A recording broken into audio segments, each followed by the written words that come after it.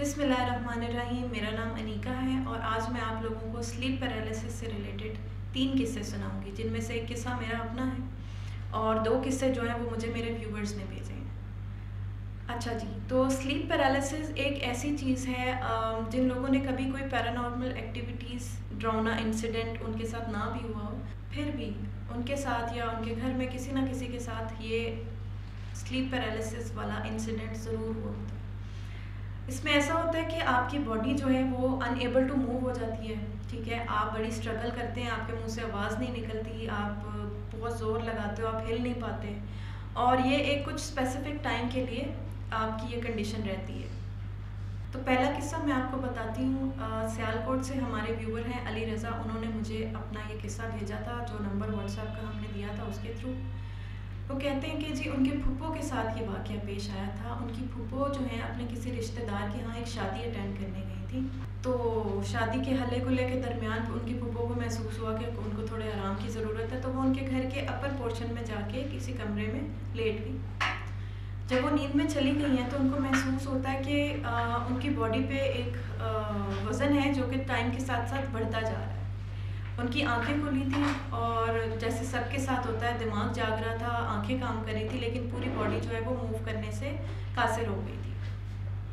वो देखती हैं कि एक साया है, जैसे जैसे वज़न बढ़ रहा है उनके ऊपर एक साया है जो कि डार्क होता जा रहा है और वो एक भालू की शक्ल इख्तियार कर गया। उन्होंने बड़ी कोशिश की कि वो अपनी आवाज़ किसी तरह बुलंद कर लें तो शायद किसी को पता चल जाए कि मैं यहाँ पे इस कंडीशन में हूँ, और उन्होंने बॉडी भी बड़ी मूव करने की कोशिश की। वो बताती हैं कि किसी ना किसी तरह स्ट्रगल करके वो जब उस जगह से मूव होके दूसरी साइड पे हो गई बेड के, तो एकदम से उनकी बॉडी रिलैक्स हो गई।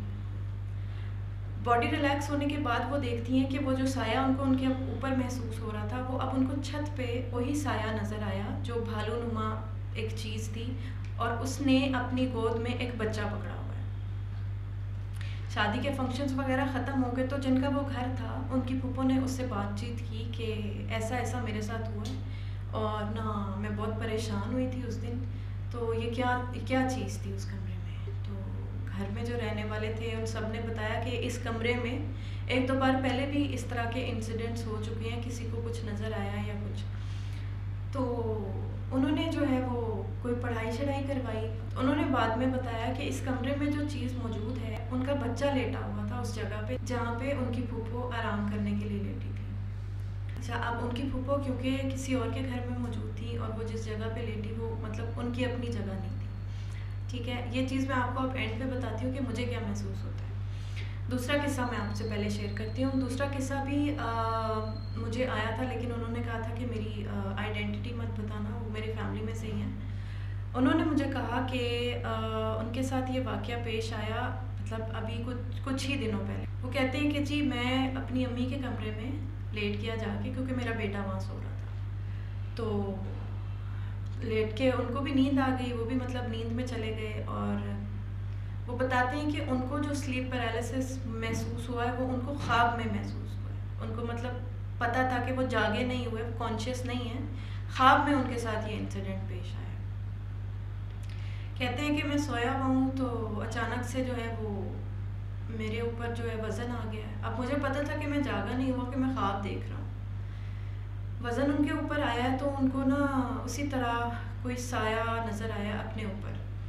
किसी न किसी तरह स्ट्रगल करके उन्होंने ये सोचा कि वो अपने बेटे को जो है वो संभाल लें, कि वो चीज़ जो है उनके बेटे को नुकसान ना पहुँचाए।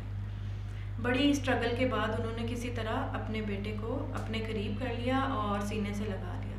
फिर कमर की मदद से बेड से नीचे उतरे हैं और दरवाजे तक पहुंच गए हैं उसी हालत में। वो बताते हैं कि जब दरवाजे तक मैं पहुंचा हूं तो दरवाज़ा खुद ब खुद खुल गया। जब दरवाज़ा उनका खुद ब खुद खुल गया तो वो बड़े परेशान हो गए। खैर, उनको उस वक्त फ़िक्र थी कि उनका बच्चा किसी मुसीबत में ना आ जाए। वो चीज़ उनके ऊपर मुसलसल उनको महसूस हो रही थी, उनको नज़र भी आ रही थी। वो कहते हैं कि एक क्लाउड सा था, मुझे क्लियर कुछ नज़र नहीं आया, एक क्लाउड था जो मेरे ऊपर बना हुआ था किसी डार्क कलर का। अब होता ये है कि नेक्स्ट डोर उनकी वाइफ सो रही थी। उन्होंने कोशिश की कि वो वहाँ तक पहुँच जाएं और दरवाज़ा बजा दें या समहाउ उनकी वाइफ जो है वो आके बच्चे को पकड़ ले उनसे। अब उनके पैर जो हैं दरवाजे तक पहुंच गए, उन्होंने दरवाजे पे पैर मारे हैं 2-3 दफ़ा, स्ट्रगल कर रहे थे क्योंकि उनसे मूव नहीं हुआ जा रहा था, पैर उन्होंने किसी ना किसी तरह मार दिए दरवाजे पे। इसी दौरान उनकी एकदम से आँख खुल जाती है। उनकी आँख खुलती है तो वो देखते हैं कि वो सही तरह लेटे हुए हैं, उनका बच्चा भी उसी तरह सोया हुआ है। वो अभी सोच ही रहे थे इस बारे में कि अचानक दरवाज़ा खुलता है, उनकी वाइफ आती हैं और कहती हैं कि आपने दरवाज़ा बजाया था। तो वो बड़े परेशान हो जाते हैं कि मैं तो ख्वाब देख रहा था। जब उनकी वाइफ ने कहा कि आपने दरवाज़ा बजाया था, वो कहते हैं कि मैंने कोई दरवाज़ा नहीं बजाया, मैं तो सोया हुआ था और मैं ख्वाब देख रहा था। हाँ, मैंने ख्वाब में ज़रूर दरवाज़ा बजाया।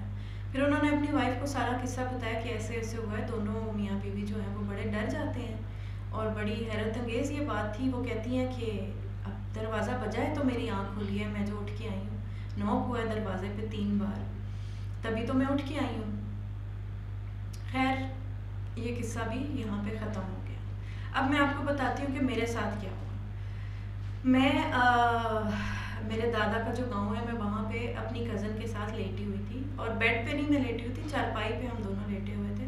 मेरी कज़न उठी हुई थी, वो फ़ोन यूज़ कर रही थी और मैं करवट लेके दूसरी साइड पे नींद में चली गई। अब जैसे मेरी आँख लगी है, मुझे महसूस हुआ है कि करवट लिए हुए इस साइड पे एक वज़न मुझे महसूस होना शुरू हो गया आहिस्ता आहिस्ता।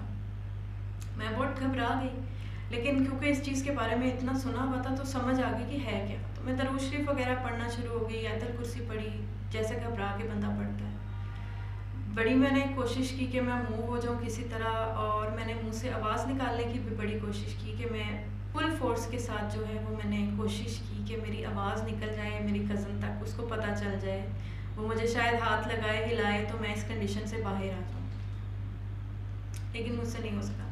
हाँ, मेरी आंखें खुली थी, मेरा दिमाग भी जाग रहा था और दिन का टाइम था, पूरे कमरे में रोशनी थी। मुझे ऐसा कुछ नज़र नहीं आया कि मेरे ऊपर कोई वज़न है या कोई चीज़ मेरे सामने खड़ी है या कुछ, ऐसा कुछ भी नहीं। फिर मेरी एकदम से जब मेरी बॉडी रिलैक्स हुई है तो मैंने अपनी कज़न को पूछा है कि तुझे मेरी आवाज़ आ रही थी, मतलब कुछ तो मेरे मुंह से निकली आवाज़ें, तुझे कुछ समझ नहीं आया?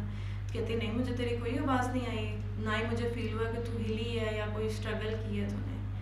तो मैं बड़ी परेशान हुई, मैंने उसको बताया तो वो मुझे बताती है कि मेरे साथ, मेरी बहनों के साथ भी ऐसा हो चुका है।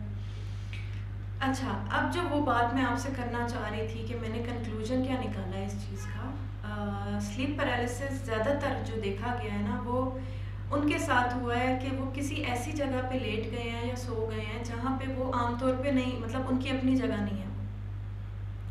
जब हम किसी और जगह पे जाके किसी और टाइमिंग में सो जाते हैं या लेट जाते हैं तो ऐसा मुझे लगता है कि तब स्लीप पैरालिसिस होता है। और शायद उन जगहों पे जो चीज़ें रह रही होती हैं, जो मखलूक रह रही होती है, या तो उनके आराम का टाइम है या फिर वो नहीं चाहते कि हम उस जगह पे लेटें या सो जाएं, तब स्लीप पैरालिसिस अकर होता है। अब आप लोग मुझे बताइएगा कि क्या मेरा ये नज़रिया ठीक है या नहीं। आप लोग अपने किस्से मेरे साथ शेयर कर सकते हैं। नंबर, व्हाट्सएप और ईमेल एड्रेस आप लोगों के पास पहुंच रहा है मेरी स्क्रीन पे, तो फील फ्री टू कांटेक्ट। अगर आप लाहौर के रहने वाले हैं तो आप हमारी पॉडकास्ट में शामिल हो सकते हैं अपने वाक़यात बताने के लिए, या फिर आप अपने किस्से जो है मुझे व्हाट्सएप कर सकते हैं। मेरी टीम आपसे रब्ता करेगी। और तब तक के लिए अल्लाह हाफ़िज़। लाइक कीजिएगा, सब्सक्राइब कीजिएगा और शेयर भी कीजिएगा।